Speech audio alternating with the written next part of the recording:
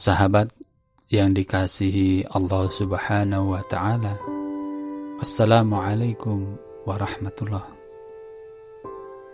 Sejak WHO di Jenewa, Swiss 11 Maret 2020 secara resmi mengumumkan virus corona COVID-19 sebagai pandemik pertama. Ini kali pertama WHO menyebut kejadian ini sebagai wabah atau pandemik sejak kasus H1N1 flu babi di tahun 2009. Menurut World Matters, per April virus ini telah melanda 208 negara dan wilayah. Virus ini telah menginfeksi 1.274.346 jiwa, menelan sekurangnya 69.479 korban jiwa, dan berhasil pulih sebanyak 264.838 jiwa.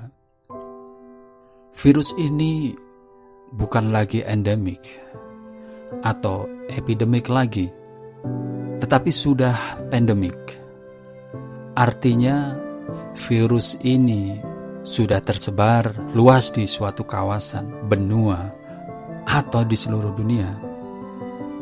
WHO mendefinisikan istilah ini sebagai wabah patogen baru yang menyebar dengan mudah dari orang ke seluruh penjuru dunia.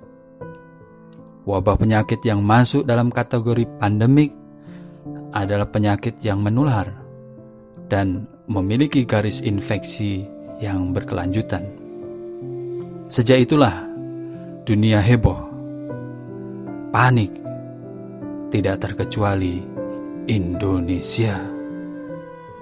Dalam laman covid19.go.id resmi milik gugus tugas pemerintah Indonesia dalam penanganan COVID-19, per 6 April 2020 tercatat positif yang terinfeksi ada di angka 2.273 dan yang sembuh 164, sedangkan yang meninggal dunia 198 jiwa.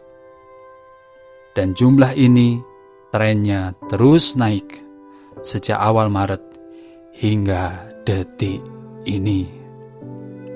Kecemasan, kepanikan terjadi di mana-mana, hampir merata di penjuru negeri. Ada yang memborong bahan makanan, hand sanitizer, ludes, masker, raib, detol, dan obat-obat pembersih yang mengandung antiseptik, bersih dari rak-rak toko dan supermarket.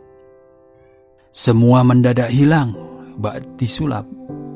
Suasana sudah sangat mencekam, layaknya kiamat.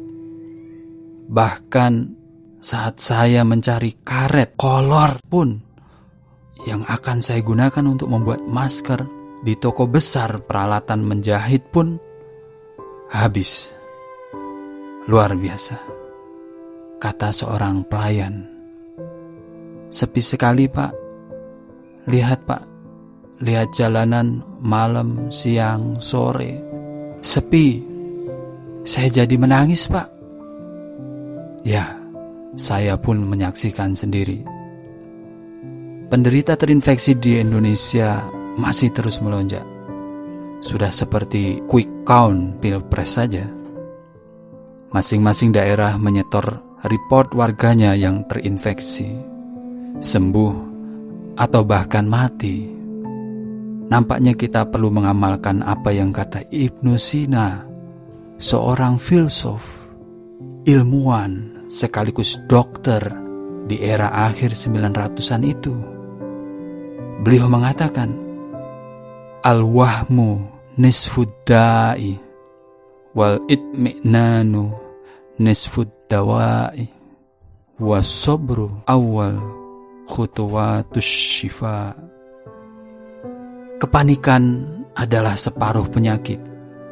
Ketenangan adalah separuh obat, dan sabar adalah awal dari kesembuhan. Apa yang ingin saya katakan di sini?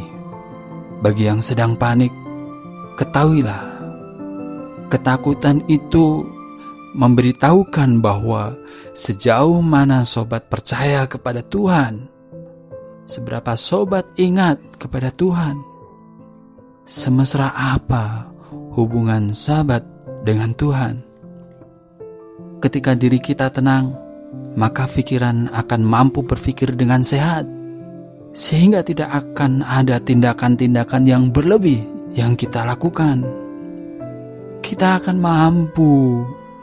mampu melangkahkan kaki secara terukur, tidak hanyut dalam kebingungan orang lain, karena kita telah menemukan Tuhan yang maha melindungi kita.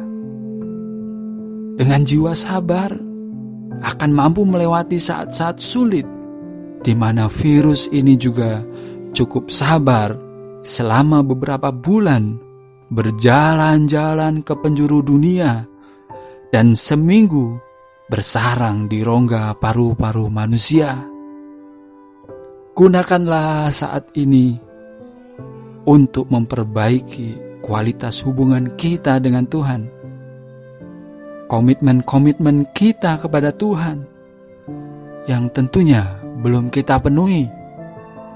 Virus ini mengajarkan kita akan tersadar bahwa ada virus lain yang juga tak kalah dahsyat dan berbahayanya, yang tidak kunjung berkurang, bahkan cenderung naik, walau 7 kali Ramadan datang, yakni virus kenakalan-kenakalan yang masih bercokol dalam hati kita.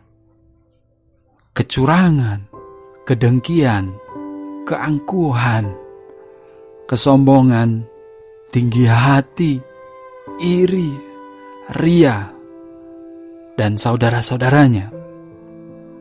Gunakanlah saat ini untuk kita lebih peduli dengan sekitar kita. Saudara kita yang jiwanya setiap hari menahan getir untuk meminta sesuap nasi.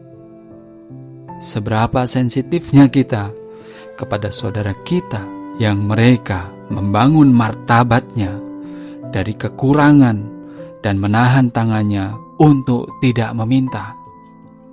Corona juga mengajar kita betapa dia iri bahwa manusia begitu eksis di sosial media. Dia juga ingin menjadi bagian dari riuhnya era 4.0. Seberapa kita juga peduli akan kehidupan makhluk Tuhan yang lain, dan seberapa kita bisa berbagi ruang yang harmoni dengan mereka. Ternyata hubungan kita dengan corona mengajarkan kita banyak hal tentang tata kelola kehidupan yang indah, yang dibangun dari pondasi yang saling menguntungkan.